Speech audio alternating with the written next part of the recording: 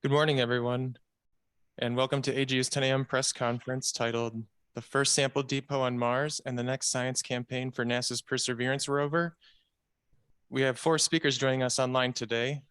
Dr. Michael Meyer from NASA's headquarters, Meenakshi Wadhwa from Arizona State University, Justin Maki from NASA JPL, and Katie Stack Morgan from NASA JPL. And with that, I'll turn it over to our first speaker, Dr. Michael Meyer. Oh, thank you. We are at the threshold for achieving a major milestone for Mars sample return, creating the first depot of scientifically selected samples on another planet. By putting samples on the ground, the Mars sample return campaign reduces mission risk by establishing 2 pathways to bring samples to Earth: samples in the depot and samples remaining on the rover Perseverance. The chosen spot for the depot is Three Forks. If we could see figure 1, please. This is the most recent image looking out over the planned depot site. One would be hard pressed to imagine a more benign place. If we look at image 2, it points to where the 10 samples tubes will be left and where the sample retrieval lander will land in 2030. The lander will carry a rocket that will carry a container that will carry sample tubes, and when loaded and launched, will begin the journey of the samples back to Earth. If we can see in the next image, this is taken from May 9th and shows the terrain that Perseverance scouted for the landing site. We can see from this image the surface is like a pool table, really boring. The next image shows the planned layout of 3 out of the 10 sample tubes. We have already had a wonderful collaboration with our European colleagues on Perseverance, and we've taken that next step further in partnering with European Space Agency to go and get those precious samples on Mars. Together, the 2 space agencies will bring the first selected samples from another planet to Earth to be available to the most sophisticated laboratories around the world. And to hear more about what makes these samples so special, I turn it over to Minnie Wadhwa. Thanks very much, Michael. So we're coming up on this really big and exciting milestone, as Michael said, for Mars sample return. And we're about to construct this first depot on the surface of Mars, where we're going to deposit a subset of the samples that have been collected by Perseverance so far. Perseverance has successfully completed its exploration of Jezero crater, of the crater floor and of the delta front, and has collected samples representative of the geologic diversity of this area. So next slide, please. So this is now a quick GIF that's showing you the collection of the last 2 samples just in this past month. This is at the Observation Mountain landform in Jezero crater, and shows a collection of some regolith, which is basically some broken rocks and dust from this area. And so these 2 regolith samples represent the 20th and the 21st sample that were collected and sealed by Perseverance. And I'm going to quickly remind you that during this prime mission, the sampling approach that was taken by Mars 2020 has been to collect paired samples of every rock and regolith that was targeted for collection. And the goal then was to be able to deposit 1 of each pair in the depot within Jezero crater before Perseverance attempted any potentially more challenging terrain at the crater rim. Next slide. So this is then a visual representation of all of the samples that have been collected so far, and there's a lot of detail here, so please bear with me here. The background here is a map of the area of Jezero crater that was explored by Perseverance so far. And the rover traverse here is shown as the white line. The red dots are the locations of where the samples were acquired. A total of 21 tubes, as I mentioned before, have been sealed so far, out of 43 in total that were carried by Perseverance to Mars. Of these 21 tubes that have been sealed, 3 of them are witness blanks, and the rest are all samples that were collected and are shown here. So each horizontal strip that you see here of 2 or 3 squares represents a site or a rock that was sampled. And the leftmost of these squares, outlined in red, is an area of the target rock that was ground down with the abrasion tool to show the fabric of the rock, and it's about 5 centimeters across. The one exception is at the top left, which is a close-up image of the regolith that was sampled. The 1 or 2 panels to the right of the abrasion patches are the tops of the sample tubes before they were sealed, and those are about 1 centimeter across. So you can see from this, incredible diversity of rock textures and fabrics that we have an amazing variety of samples that have been collected so far. And these include igneous rocks from the crater floor that represent ancient lava flows that we'll be able to date precisely and establish the timeline for Martian epochs. And there's also a variety of sedimentary rocks that record different depositional environments, such as a river delta or the bottom of an ancient lake. And some of these environments could have been habitable, and some of these rocks could preserve evidence of ancient microbial life. Next slide. So now we're going to talk about the samples actually that we're getting ready to deposit. We're about to construct this depot where we'll deposit 10 of these sample tubes, and these are highlighted in green in this slide. And they include 7 rock cores, 1 regolith sample, 1 atmospheric sample, and 1 witness.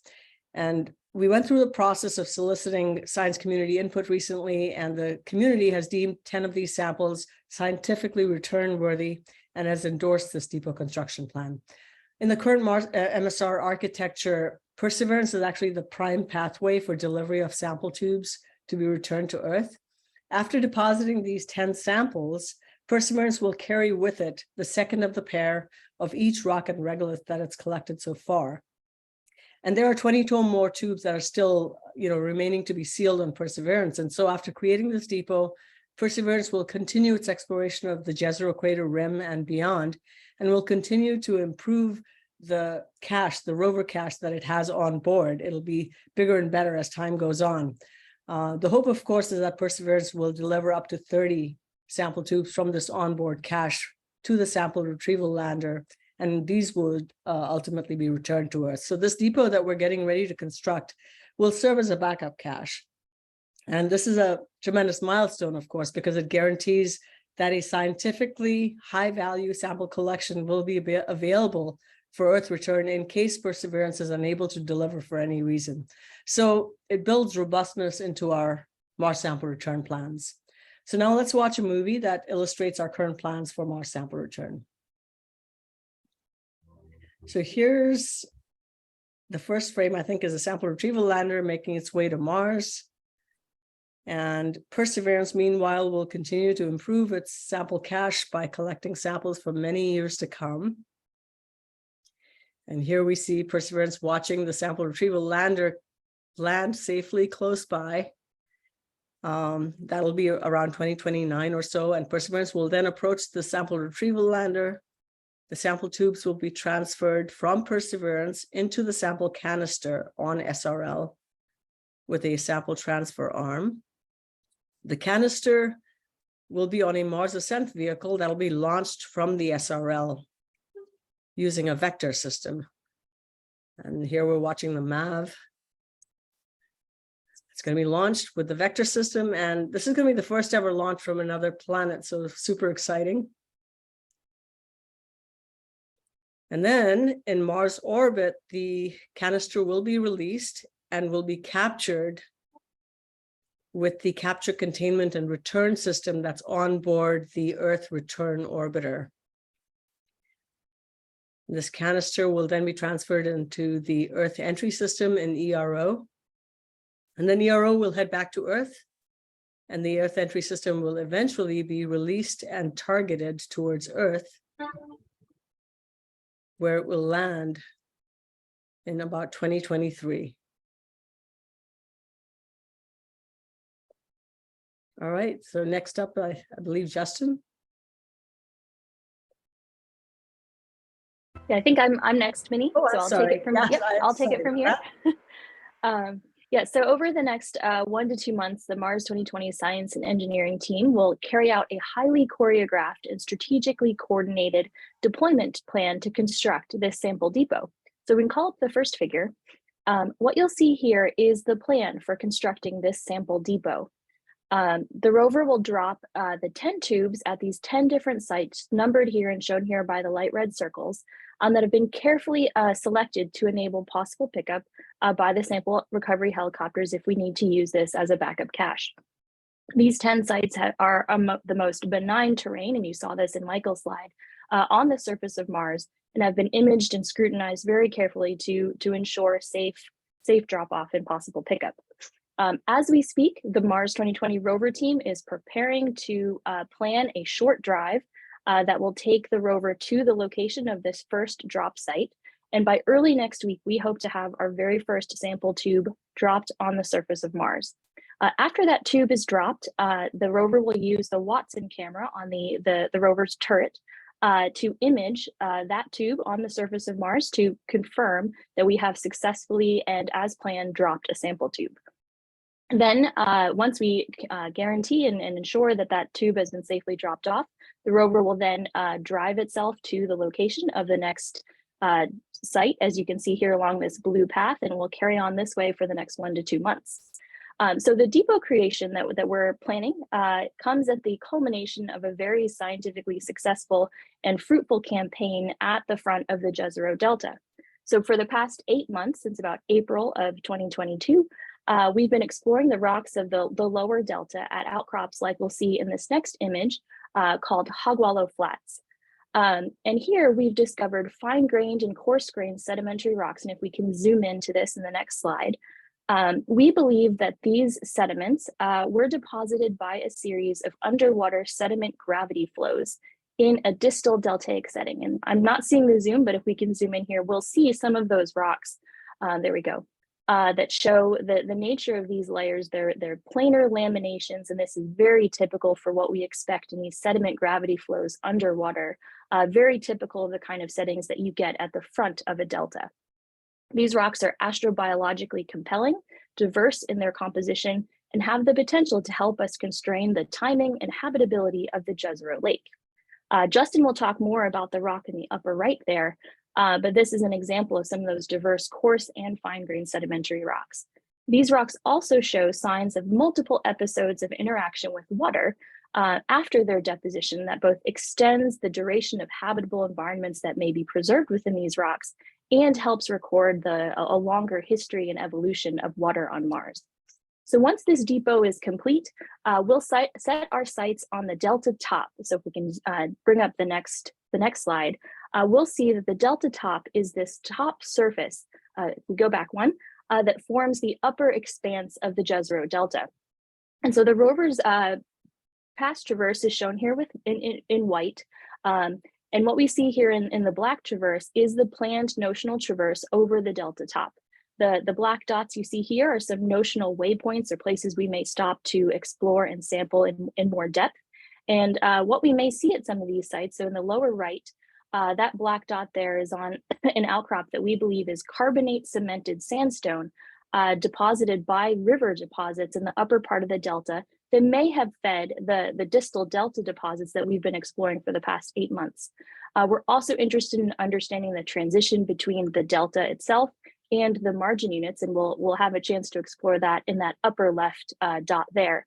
But much of our time and energy on the delta top will be focused on these river deposits that we believe compose most of the delta top surface.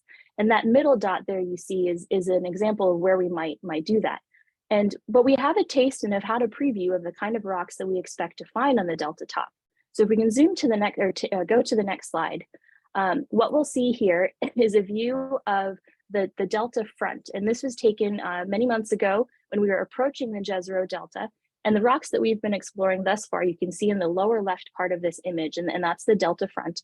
But up here at the top, capping this delta scarp, are the rocks that we expect to see in our delta top campaign. So if we zoom in here, we'll see that these deposits are quite different than the rocks that we've spent the past months exploring. These rocks are much coarser grained.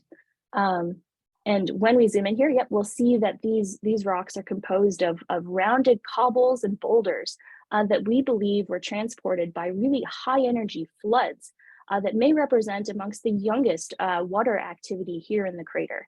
What's also really exciting about coarse-grained boulder and blocky deposits like this is that they give us that taste and preview of the ancient Noachian crust that forms the region outside the crater. And conveniently enough, the rivers transport these rocks into Jezero for the rover to look at now.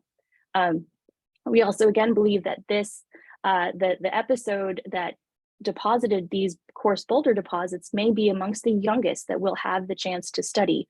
So this will be a nice bookend to our exploration of the habitability and history of water here in Jezero crater.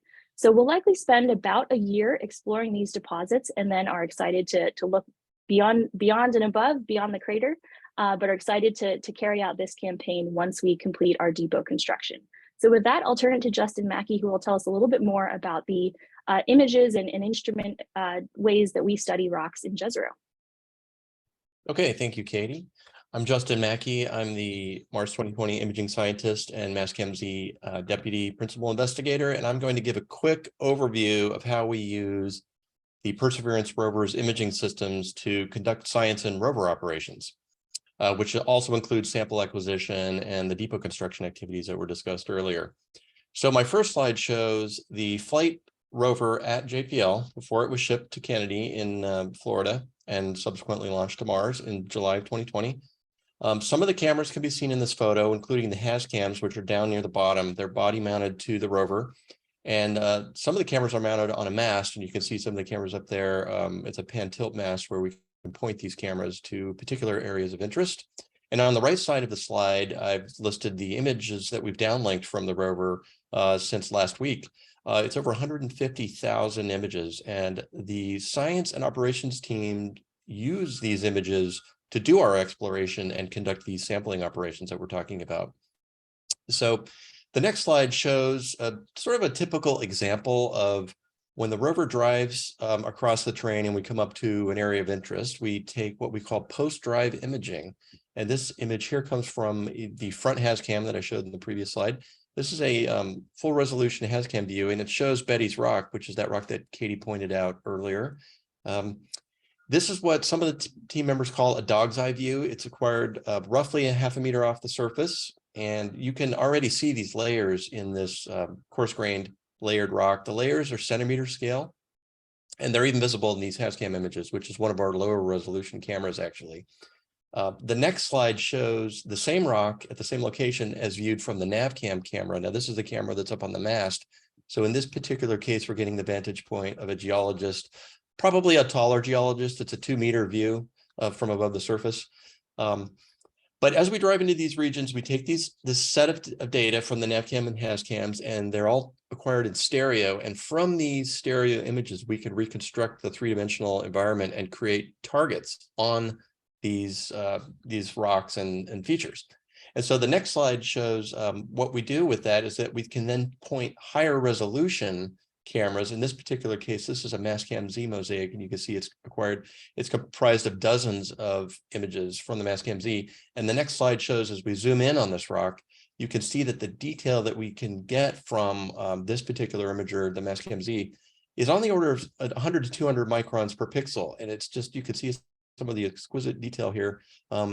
That's roughly 10 times the resolution of the previous NavCam. So this image here is then even going higher resolution. We have a camera on the arm called Watson, and this image here is it's tens of microns per pixel. And as we zoom into this rock on the next slide, you can see the incredible detail in the textures of this coarse-grained layered rock. And at this level of resolution, there's so much detail that some people aren't used to seeing these kinds of features. This is, tens of microns, and that pebble in the center of the image is about 2 to 3 millimeters in size. So anything smaller than that, these are millimeter-sized pebbles, and then some of these voids are sub-millimeter. And so the team is busy reviewing all of this rich data set that we get from our imaging systems, probably as we speak, and certainly at the AGU conference, there are some special presentations on Betty's Rock, for example. So in the final slide, I just wanted to show how we use Mastcam-Z to image areas that the rover's not able to drive to. And as you can go ahead and go to the next slide, we'll zoom in on this area that we call Rocky Top. And at full zoom, we still are able to infer a fair amount of detail from these sorts of features with our imager.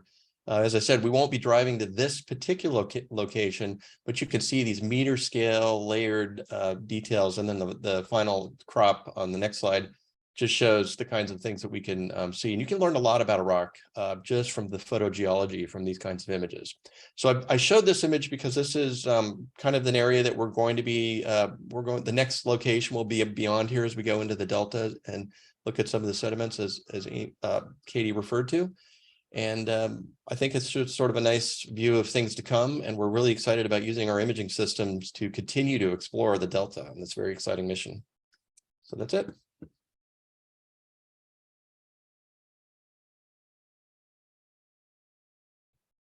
And with that, we'll now invite questions from journalists, both in the room and online. If you're in the room, please raise your hand and I'll hand the mic to you and you can state your name and affiliation.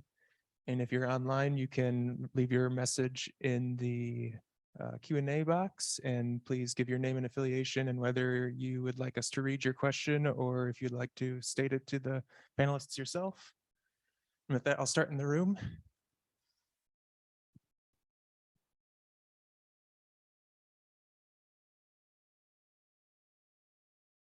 Hi there, it's Jonathan Amos from BBC News. A quick question for you first, Minnie. The tubes that are being dropped, how many of those are from the delta sediments themselves? Yeah, the delta sediments, there's 3 different rock outcrops that are represented in those 10 tubes. Right, okay. I mean, so what was the thinking that did the split between sedimentary and igneous? Because obviously the sedimentary ones from an astrobiological point of view are the key ones, right? I mean, I know we need the igneous rocks to give us the context, to give us the age of the crater and all the rest of it, but you know, Percy is an astrobiology mission. And so that split that you've got there, I'm just wondering how you came to that. Well, so actually, maybe I would transfer that question over to Katie, because that's a Mars 2020 science team decision that was made based on how the rover was exploring the crater floor first and then the delta front.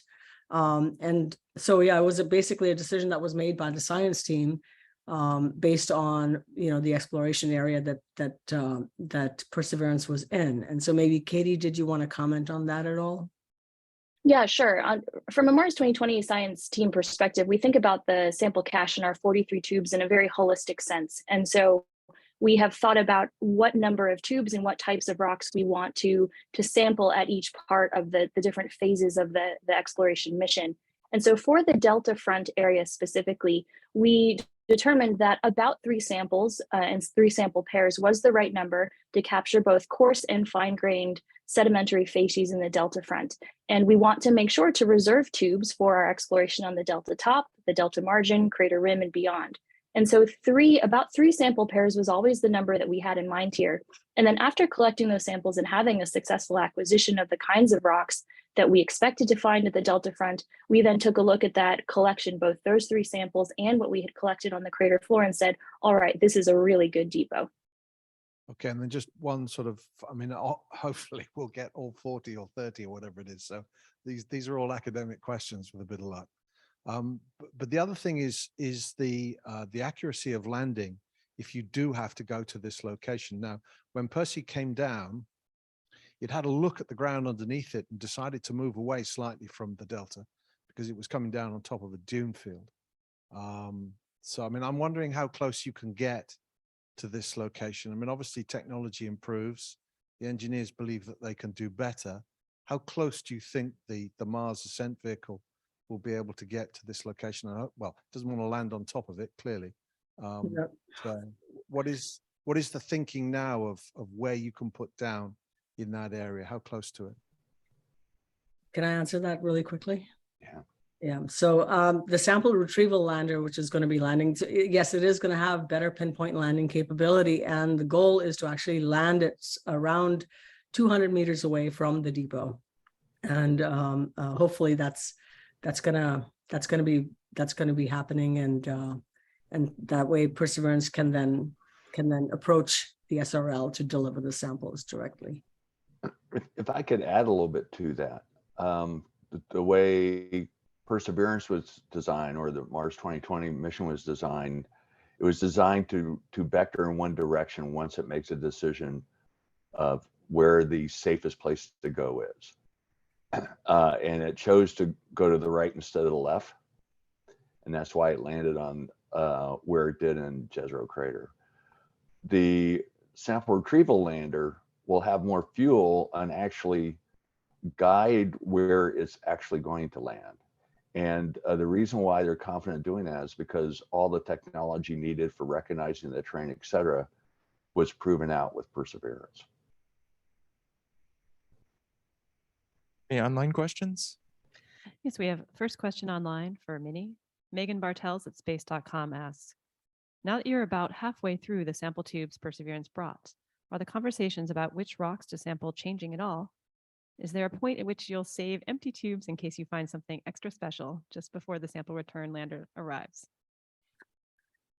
So I think Katie sort of addressed that question in part. There is no plan to sort of put aside or save any sample tubes for any future contingencies or anything like that. There's always a discussion within the science team that determines when there's going to be a sample collection of any given area.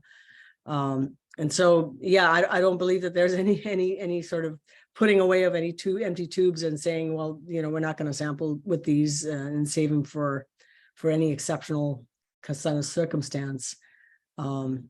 Katie, did you want to add anything to that plan? Yeah, the one thing I'll add, and Minnie, I think you teased this during the presentation, but the biggest change that we'll have is the transition from paired sample strategy to single sample strategy. And so we, as Minnie mentioned, we've had this paired sample strategy to ensure that we had one tube to put down in the depot and one tube to carry with us. Now that once we construct the depot, we will be able to move beyond that strategy and focus on single sample acquisition. And so that's the biggest change. And that's freeing in a lot of ways for the science team, because we can think about more locations and more types of rocks we can sample. And so we're now planning our forward-looking sampling and exploration around that single sample acquisition strategy. And then in terms of the saving of tubes, again, we think about and have plotted out notional sample, a sample cache that covers the entire mission, including the phase of the mission that would go up to the crater rim and outside if we're able to do that. So we do plan our sampling to hit a certain number and rate as we go along the mission. So we have allocated samples for different parts of the exploration. Any other questions in the room?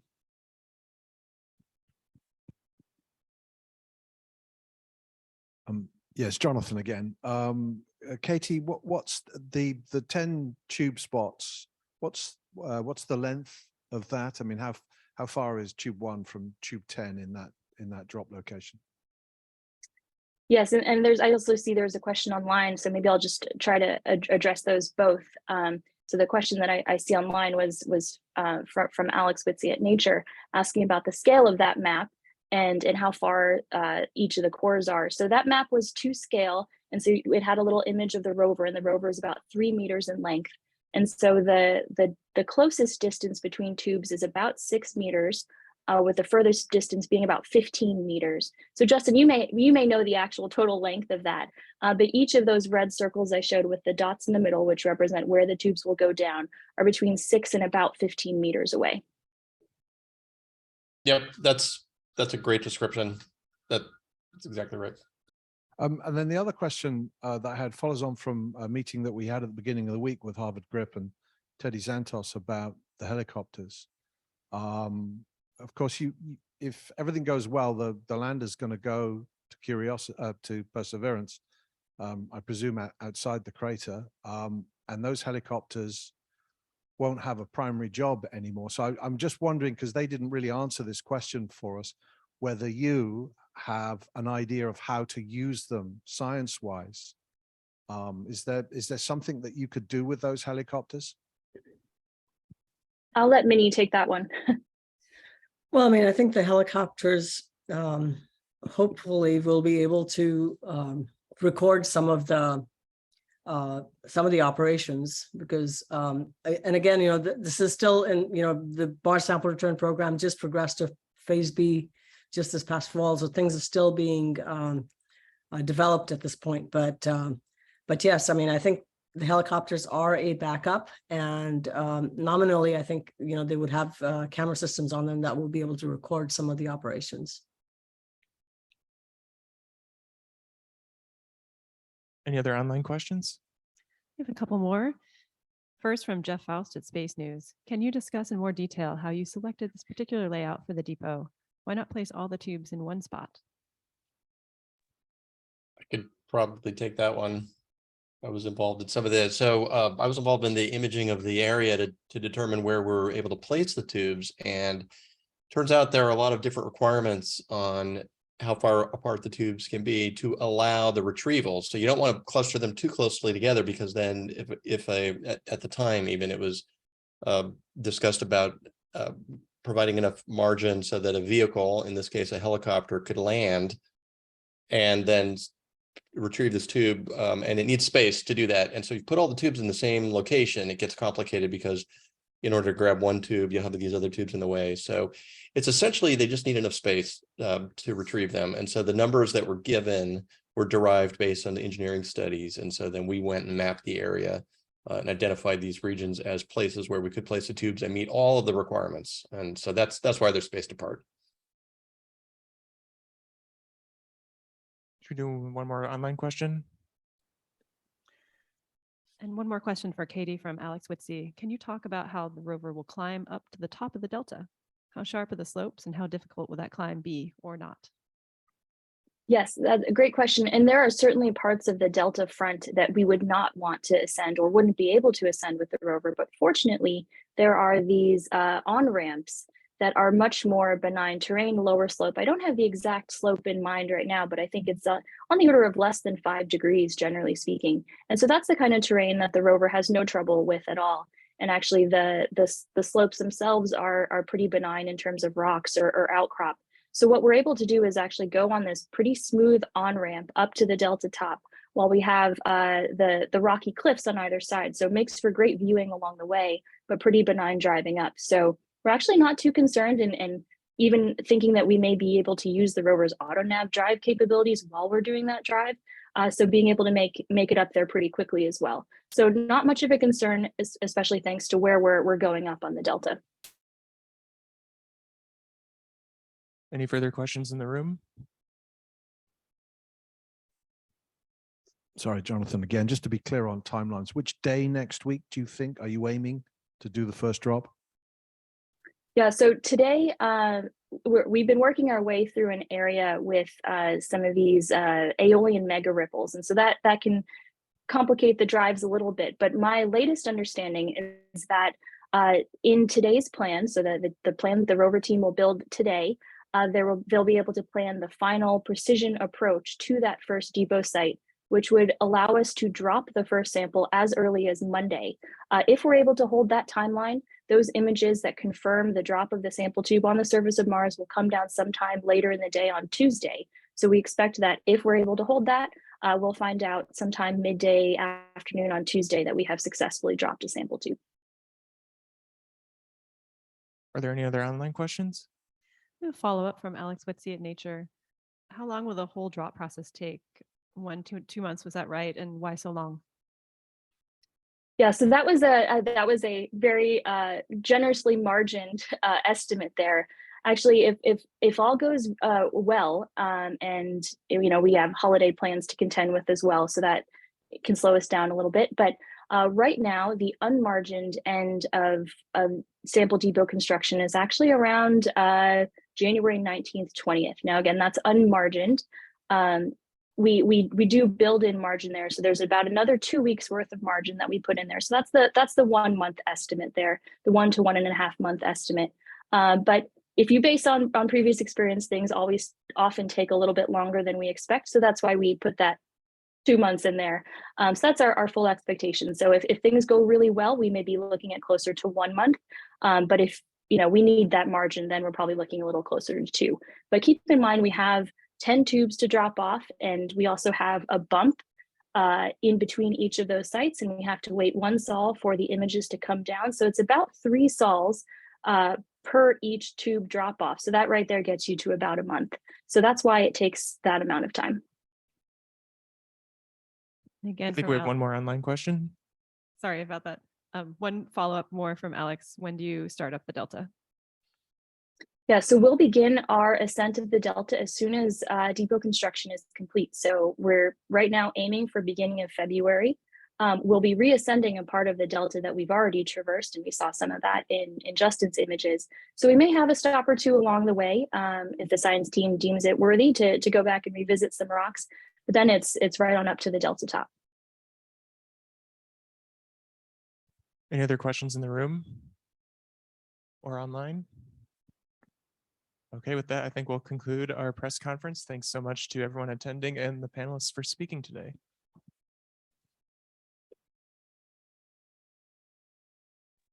Thanks very much. Thanks, everybody.